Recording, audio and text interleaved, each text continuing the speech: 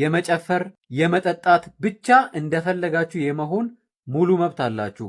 ነገር ግን የጥምቀት በዓል ላይ እንደዚህ የማድረግ ምንም አይነት መብት የላችሁም። ሰላም ጤና ይስጥልኝ ቤተሰብ እንደውቃችሁልኝ በአዲስ ቪዲዮ ተመልሼ መጣሁ። ለመላው ለክርስትና እምነት ተከታዮች እንኳን ለጥምቀት በዓል በሰላም አደረሳችሁ ያልኩኝ። እንግዲህ በዚህ ቪዲዮ የምንመለከተው በጎንደር ጥምቀት ምን ይመስላል፣ እንደዚሁ ነው ብዙ ክርስቲያኖች እንግዲህ እነ አዶናይ በጎንደር ተገኝተው እያደረጉ የሚገኙት ነገር ደስተኞች አይደሉምና ቁጣቸውን እየገለጹ ይገኛሉ። ምን አደረጉ? ህዝቡ ስለ ሀሳብ የሰጠበት ይገኛል። እሱን የማስመለከታችሁ ነው የሚሆነው። ሰብስክራይብ ለምንድን ነው የማታደርጉት? አሁን ማርኩ። እስቲ መጀመሪያ ከዚህ አጭር ቪዲዮ እንጀምርና አዶናይ እንግዲህ ጥምቀትን በጎንደር ነው ያከበረው። ይሄ አንዱ ማሳያ ነው። ጋይስ ዛሬ እንግዲህ እንደምትመለከቱት ይኸው ድባቡ አሳያቸው። ናፒ ታቦቱ እየገቡ ነው የሚገኙት። ውበቱ ድባቡ በጣም ነው የሚያምረው። የአፄ ቴዎድሮስ ቅርስም አለ። እንዴት ደስ እንደሚል እንዴት ደስ እንዳለኝ ወደዚህ ስለመጣው ትልቅ ኢትዮጵያዊነትን ተምሬያለሁ፣ ፍቅርን ተምሬያለሁ። ቴንክ ዩ ሀገሬ ልጆች፣ በጣም ነው ደስ የሚለው። ዋው በስማ አይሾ ስፒዲ ነው ያመለጠው። እንግዲህ በዚህ መንገድ ነው ጥምቀትን ጧት ላይ እያከበሩ የነበሩትና ወደ ማታ አካባቢ ግን ያደረጉት ነገር ብዙዎችን አስቆጥቷል። በተለይ ክርስቲያኖች ኦርቶዶክሳውያንን እንግዲህ በዚህ መንገድ ጥምቀት አይከበርም፣ ጧትና ማታ መሆን የለብንም የሚል ሀሳብ የሰጡበት ይገኛሉና እስቲ መጀመሪያ የአዶናይ ቪዲዮ እንመልከት። አቤት ውበት!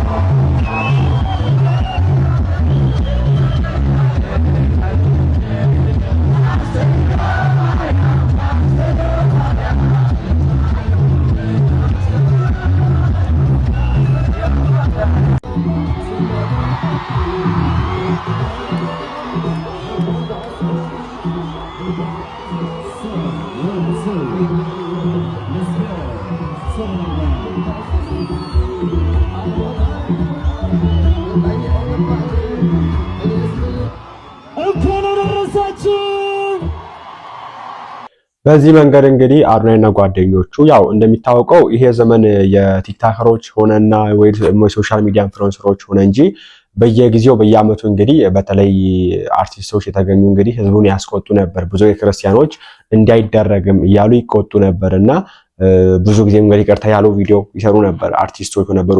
አሁን ደግሞ ዘመኑ የቲክታከሮች ስለሆነ ቲክታከሮች እንግዲህ በዚህ መንገድ ሄደው ጎንደር ላይ ከጥምቀት ለሚመለስ ህዝብ በዚህ መንገድ እንግዲህ ጭፈራ እንመለከታለን እና ይሄ ብቻ አይደለም እንግዲህ ማታ ደግሞ ምሽቱ ይሄን ይመስል ነበር ከነ ጃኒ ጋራ።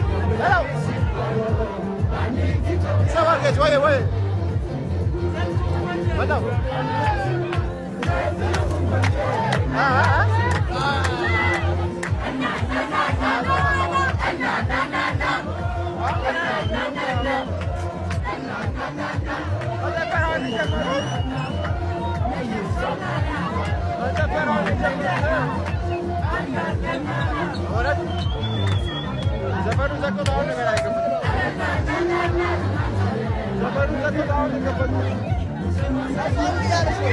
እንደምትመለከቱት እንግዲህ ይህ ህዝብ ቀን ላይ ታቦት እያወጣ የነበረ ከታቦት ጋር አብሮ ሲዞር የነበረ ህዝብ ነው። ግማሹ እንዲሁም ታቦቱ በዛ ያለ በዚህ መቶ የጨፈረ ያለ ህዝብ ነውና ኦሬዲ ይሄ ተግባር አና ሄዱም አይሉም የማይቀር ነገር ነው፣ በየአመቱ ያ ነገር ነውና ይሄን ነገር ከስር መሰረቱ ነቅሎ ማጥፋት ካልተቻለ ደግሞ ቀኑን መቀየር ካልተቻለ ያው እንግዲህ ባህላችን ነው ካለ የሆነ ህዝብ ምንም ማድረግ አይቻልምና ከስር ነቅሎ ወይ ማጥፋት ይቻላል ወይ ደግሞ ማጥፋት ከባድ ቢሆንም ቀን መቀየር ይቻላልና በጥምቀት ቀን ከሚሆን በማግስቱ ቢማረግ ይቻላል። ከዛው ሌላ ጊዜ እንግዲህ 335 36 ቀናቶች አሉና እነዚህ ሁላ ወይ ደግሞ 300 ብዙ ቀን እያለ በዚህ ጊዜ ማረጉ እኔ ምንም አሳየኝምና ይሄ ነገር እንግዲህ ብዙ ክርስቲያኖችን አስቆጥቷልና እስቲ እንመልከት።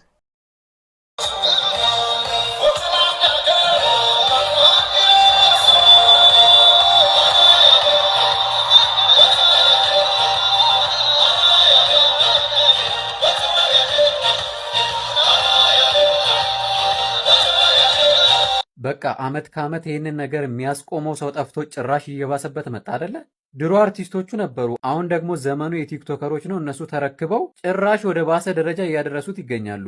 እዚህ ጋር ግለሰብንም ሆነ ነገስታትንም ሆነ ክልሉንም ሆነ ከተማውንም ሆነ የፈለጋችሁትን ነገር የማምለክ የመጨፈር የመጠጣት ብቻ እንደፈለጋችሁ የመሆን ሙሉ መብት አላችሁ። ነገር ግን የጥምቀት በዓል ላይ እንደዚህ የማድረግ ምንም አይነት መብት የላችሁም። እኔ አመት ከአመት ስለዚህ ጉዳይ ቪዲዮ መስራት ስልችት ነው ያለኝ። የምሬን ነው። እንዴት አንድ አባት እናጣለን ስለዚህ ጉዳይ የሚያወራ? ምን ሀገሩ የሊቃውንት ሀገር አይደለ? እንዴት ተዉ እረፉ፣ በዓሉን አንርሳ፣ በዓሉ እንደዚህ አይከበርም ብሎ የሚናገር አንድ አባት እናጣለን። ቀኑን ግን አውቃችሁታል። ለምንድን ነው እዛ የተመማችሁት? ጎንደር ውስጥ የጥምቀት በዓልን ለማክበር አይደለ? የጥምቀት በዓል እንዴት ነው የሚከበረው? ሰው እንዴት ዘመን ከዘመን አይሻሻልም? ጥምቀትን አከብራለሁ ብሎ እንዴት የሰው ልጅ ክርስቶስ ክርስቶስ አይሸትም? ለአንድ ቀን በአመት ለአንድ ቀን ዘላለም ዓለማችን ነገስታትን ማክበር፣ ከተማውን ማክበር፣ ክልሉን ማክበር፣ ቲክቶከሮችን ማምለክ፣ አርቲስቶችን ማምለክ፣ ጭፈራ፣ ስካር። ሰው እንዴት ያመነ የተጠመቀ ይድናል የሚል ቲሸርት አሳትሞ መስቀል አሳትሞ የጥምቀት ስዕሎችን የማርያም የክርስቶስ የመላእክትን ብቻ የጥምቀት ቲሸርት ብሎ የጥምቀት ልብሶች ብሎ አሳትሞ አሰርቶ ኮንሰርት ይመስል ተሰባስቦ ከላይ አርቲስቱና ቲክቶከሩ እንደዚህ እያለ ያስጨፍራል። እሱ ከስር አይሰለችም? ዘላለም ዓለም የጥምቀት በዓል ማለት እኮ ጌታችን መድኃኒታችን ኢየሱስ ክርስቶስ የተጠመቀበት የዕዳ ደብዳቤያችንን የቀደደበት ዕለት መታሰቢያ ነው። እንዴት የዕዳ ደብዳቤ እየተቀደደ ሌላ ዕዳ ትጨምራለህ? ነፃ አውጥቼሃለሁ፣ ተጠምቄልሃለሁ፣ የዕዳ ደብዳቤህን ቀድጄልሃለሁ እያለ አንተ ጭራሽ ትጨፍራለህ፣ ትጠጣለህ። እዚህ ጋር ደግሜ እነግራችኋለሁ ከ365 ቀናት ውስጥ 364 ቀን አላችሁ። ከጥምቀት በዓል ውጪ እንደፈለጋችሁ የምትጨፍሩበት፣ እንደፈለጋችሁ የምትበሉበት፣ እንደፈለጋችሁ የምትዘንጡበት፣ እንደፈለጋችሁ አርቲስቱን ቲክቶከሩን እየከበባችሁ ሌላ ዓላማ የምታራምዱበት በጣም በርካታ ቀናት አላችሁ። የጥምቀት በዓልን ለጥምቀቱ ባለቤት ለጌታ ለኢየሱስ ክርስቶስ ተውለት። እኔ አመት ከአመት ሰልችቶኛል። ሲኖዶሱ ዝም፣ ማህበረ ቅዱሳኑ ዝም፣ ተጽዕኖ እንፈጥራለን ብሎ የሚያስቡ የአላፋት ዝማሬ የሚቃወም ስንት ህዝብ ይህንን አይቃወምም። እናንተ በዚህ ጉዳይ ሀሳባችሁን አስቀምጡበት። እኔ እንግዲህ በዋና ቻናል ላይ ሀሳብ አስቀምጬበታለሁ። እዛ ላይ ገብታችሁ መለከት ያላችሁ። በቀጣይ ቪዲዮ እንመለሳለን። መልካም የጥምቀት በዓል ሁንላችሁ። ቸር ቆዩልኝ።